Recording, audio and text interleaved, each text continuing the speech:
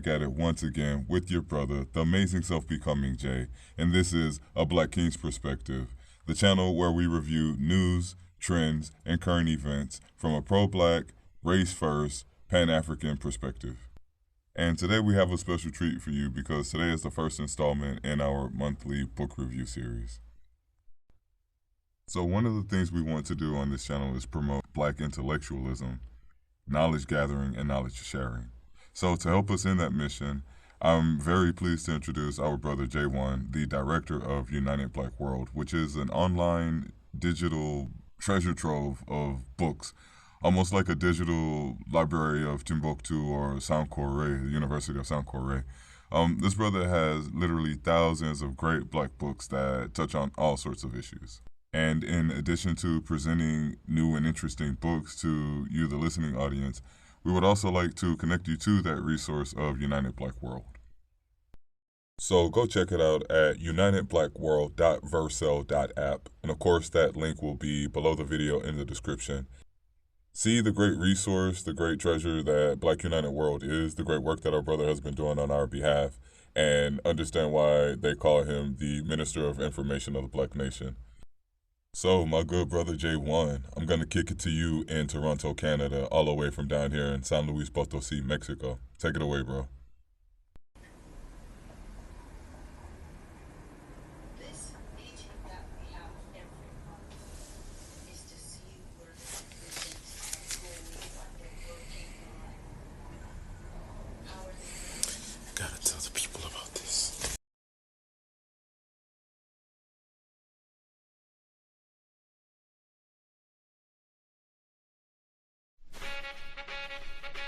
Peace and Black Power, Black Family.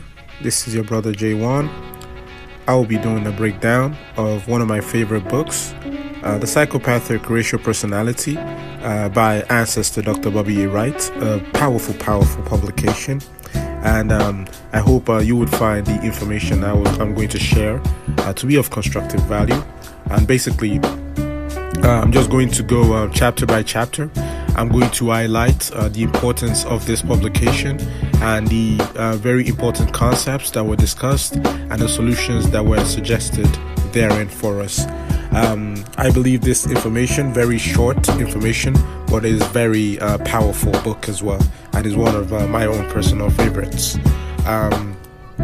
Starting off, the importance of this book cannot be overemphasized.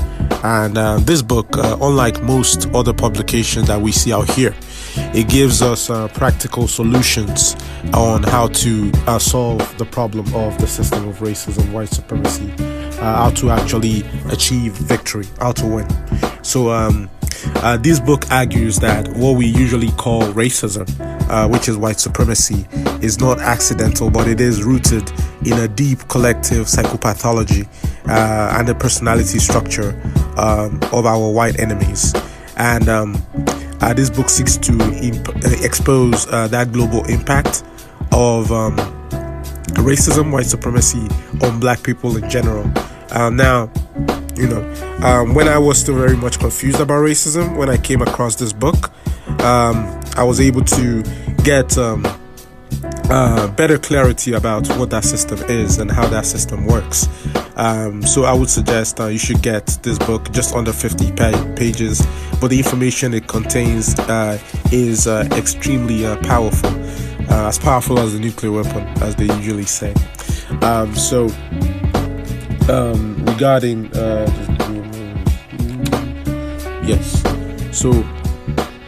regard the central thesis of this book particularly is that racism, what we call racism, is a much deeper issue than it is portrayed to be.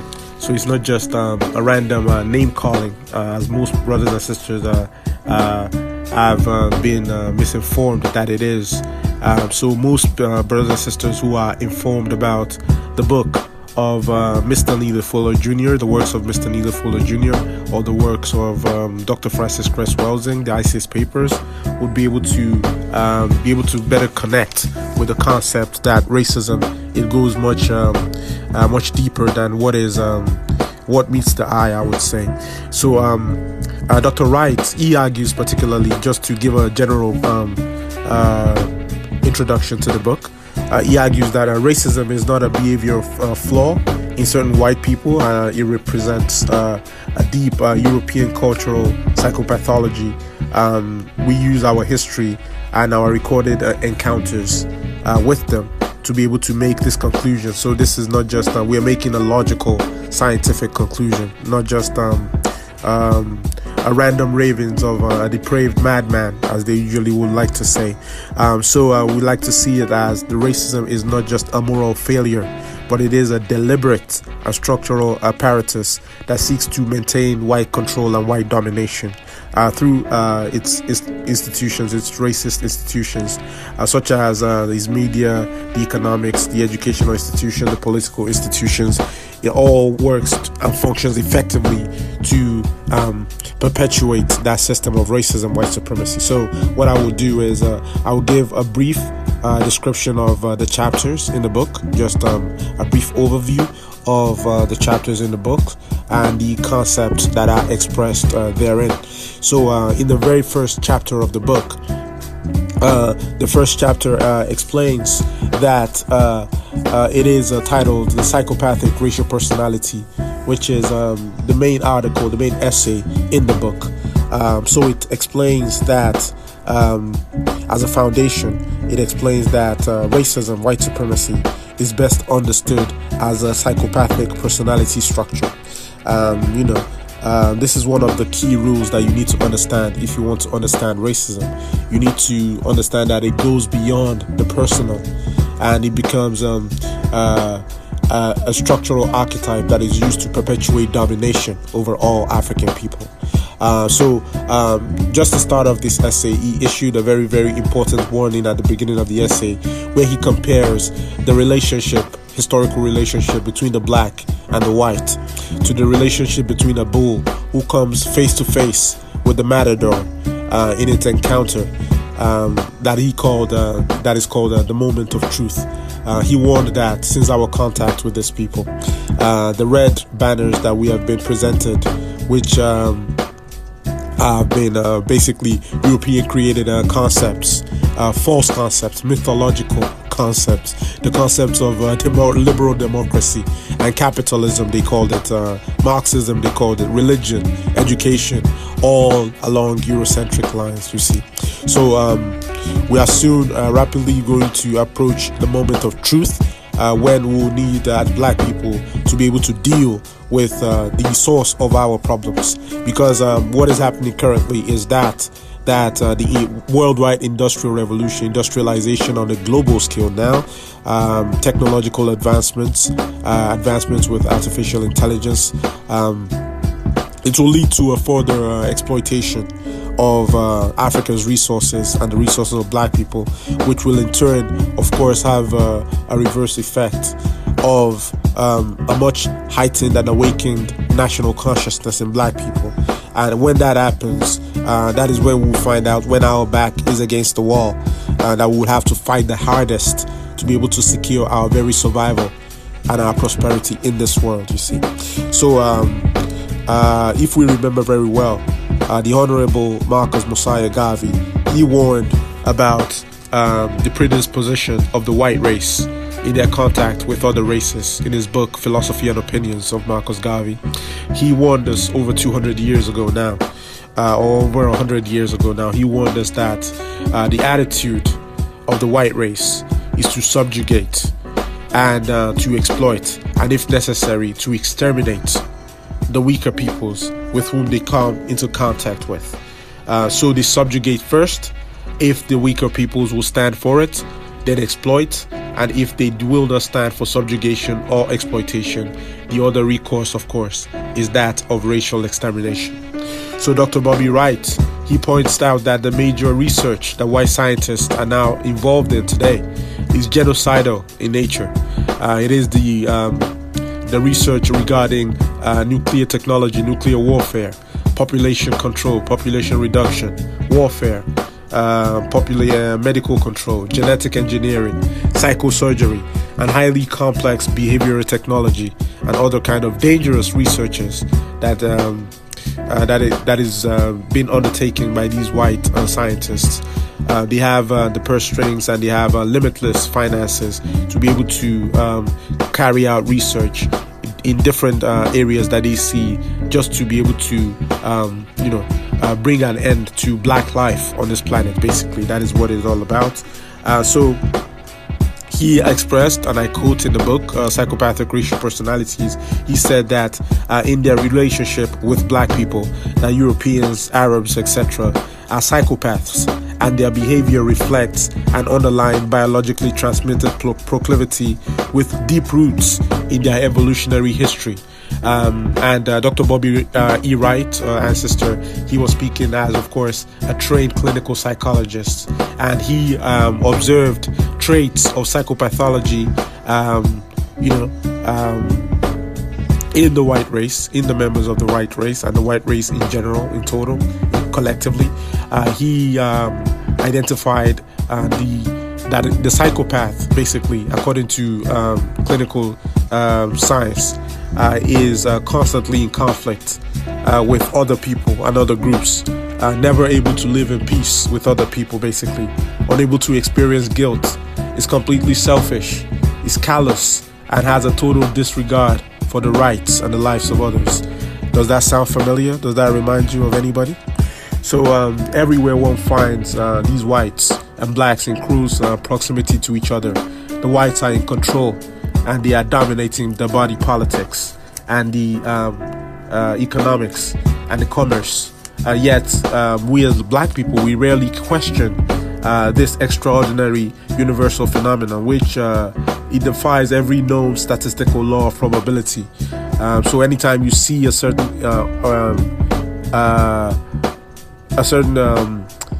orientation, when you see it occurs multiple times, you need to start taking advantage. You need to start taking a closer look at that, because there is a lot of randomness in this universe. And once you see whites all over the world, wherever they are, if they are in Soweto, if they are in Johannesburg, if they are in Australia, if they are in the UK, if they are in Africa, if they are in the United States, if they are in South America, you see them basically doing the same thing when it comes to the relationships they have with the black people. So I just wanted to also say that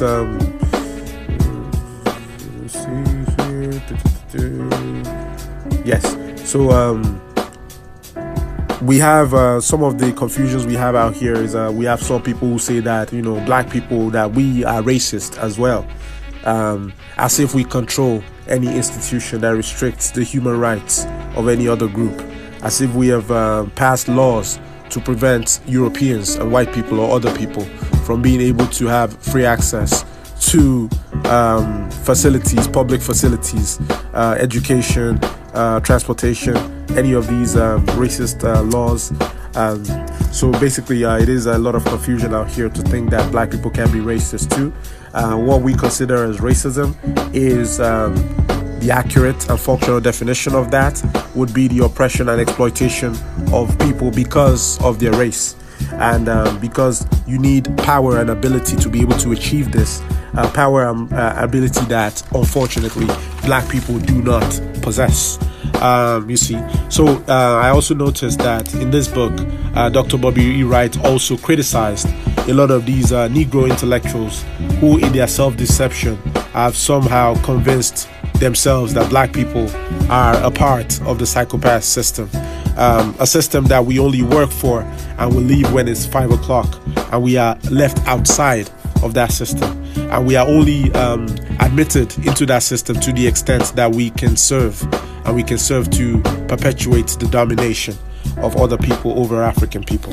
You see, we have so-called Negro intellectuals, people like Dr. Alvin Poussant, who's pushing his propaganda of colorlessness and writing books like Why Blacks Kill Blacks, to which a fitting response that Dr. Bobby E. Wright gave in the book is, the reason why blacks kill blacks is because we've never been trained to kill whites. So, we are not experienced in this field, you see.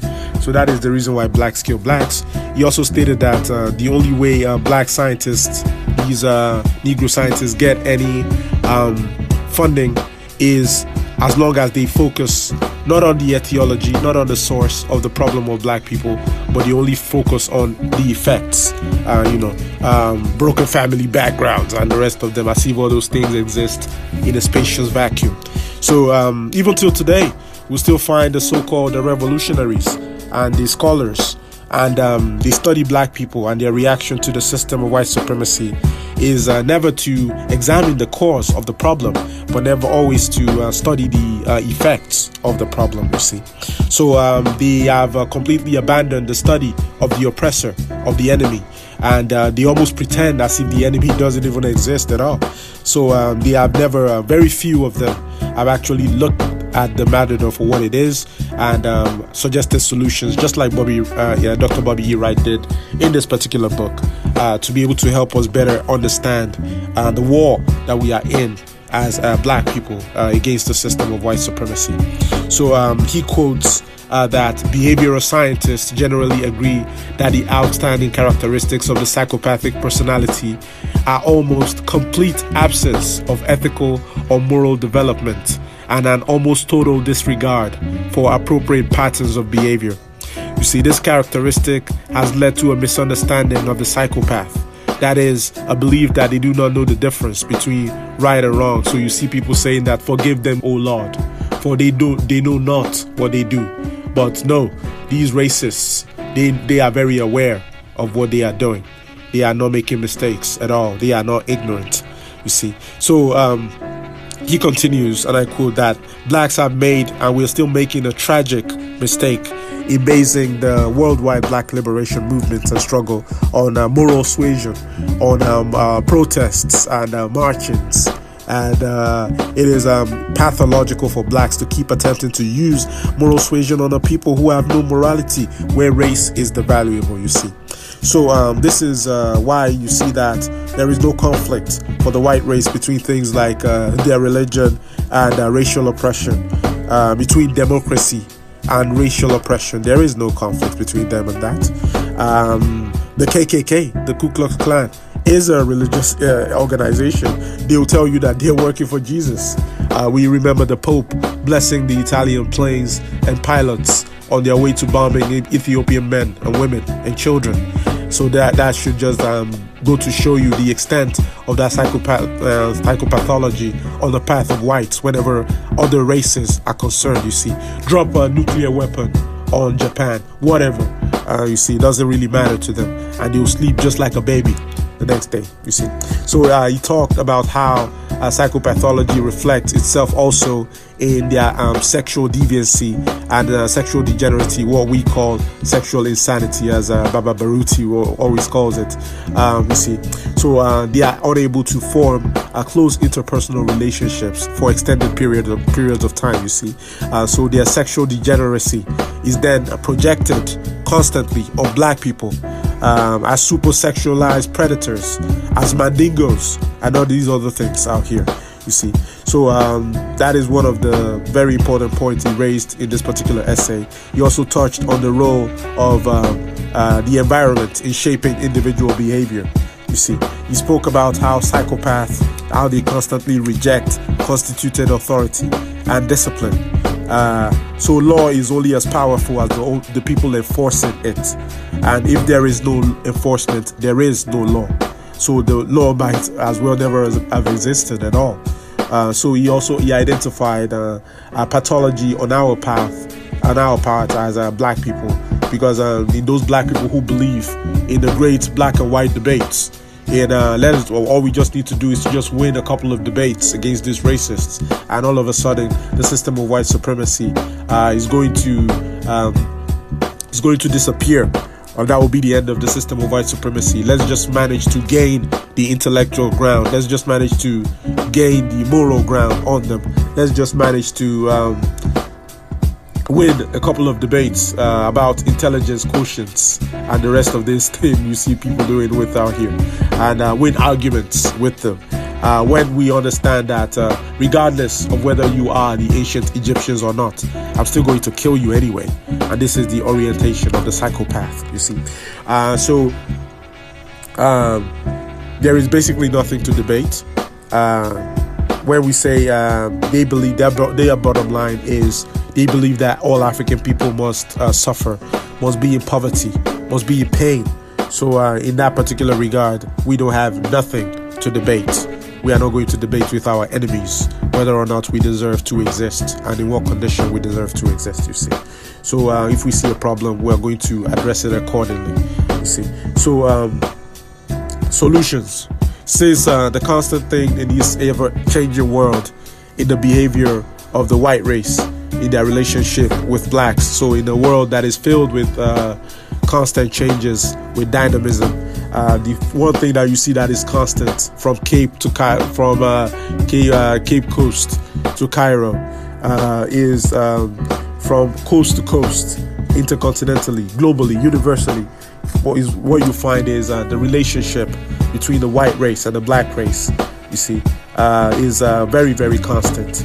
So regardless of what people like Dr. Alvin Toussaint is trying to push to us to say that, okay, if some of us or some of those Negroes that are married to white women as well, they'll say that if I can get along fine with Cindy or Jessica, black people and white people can get along just fine. So, just a bunch of nonsense like that. So what are we to do? Since all the channels that we have currently attempted for liberation were given to us by the psychopaths, you see that the two most popular ones is they give us liberal democracy. Don't worry, you can just vote your way out of white supremacy, or you can just elect your next black president. And they give us also their useless idea of Marxism, communism, socialism, and the rest of these isms that just makes us suffer the more. So those philosophies, they should always be discarded as nonsensical. It doesn't make any sense because just the fact that black people, we've been enslaved under so-called liberal democracy for over 350 years should be enough indicator that kind of system, especially if it is a liberal democracy that presumes an inherent equality of races, you see, it does not provide methods of liberation for those who are not considered not even equal, but who are not considered even human in the system. And that is the backwardness of the system, you see. So another conceptual framework that the psychopaths that they've tried to tie us down with is the Eurocentric philosophy of Marxism, communism, Eurocentric socialism. You think we, as African people, we give communalism to the world. We don't need Karl Marx. We don't need Frederick Engels. We don't need the rest of these their trained Negroes running all around here telling us how we need to just understand the importance of dialectic materialism, you see. So that is, but they've been very successful in this particular propaganda because they enlisted most of the Negro leaders in Africa who have rejected race. You can see that in the 6th Pan-Africanist Congress, where race was rejected as a basis, as a criteria for the black struggle, where we still talk about it. We still see the effects today. That race is still being rejected. People still decide to live in illusions, and they still decide to say that no, race is not the primary thing. They go to great lengths to push these other false concepts to black people. Anything from you coming to a conclusion that there is nothing wrong with black people. White people are the problem of black people, you see. From just understanding, from having that kind of clear perception of reality, basically. So since Dr. Bobby Wright suggested in this book that since there is no evidence that blacks and whites can live together in peace and proximity with each other without whites attempting to oppress and exterminate and destroy the black people, behavioral scientists generally agree that there is no known cure for the psychopath. It is a widely held belief that the only successful treatment for the psychopath is one, incarceration, radical psychosurgery, or death. Therefore, he concluded that because we are at war with psychopaths is the only way, unfortunately. To close out the main chapter, he encouraged us to look at reality and to stop the fantasy of thinking that we have reached our destination, you see. And I always say that the best tribute we can always pay to all these our great ancestors is to study their works and their philosophies and make sure you finish their mission, to finish their assignment, you see. He encouraged us to look for inspiration towards those men whose minds have moved past the psychopath's imposed boundaries and who have begun to blaze a new path towards a black rendezvous with destiny. He cited examples such as Shaka in the 1700s, Dessalines in the 1800s, Martin Delaney in 1852, Henry Turner in 1880, Marcus Mosiah Garvey in the 1920s, Malcolm X and Chairman H. Rap Brown in the 1960s, and Chancellor Williams, of course, in the 1970s. It is only when we look at the psychopath and his institutions of racism for what they are, that is where we can effectively find a countermeasure and move efficiently against him. If you've made it this far in the video, thanks for hanging out. Make sure to drop us a like or subscribe, as it helps with the algorithm and will help to spread the important message of this book and this author. Another special shout out and thanks to our Brotha Jay and United Black World. Make sure to check out that great resource and keep it locked here at A Black King's Perspective.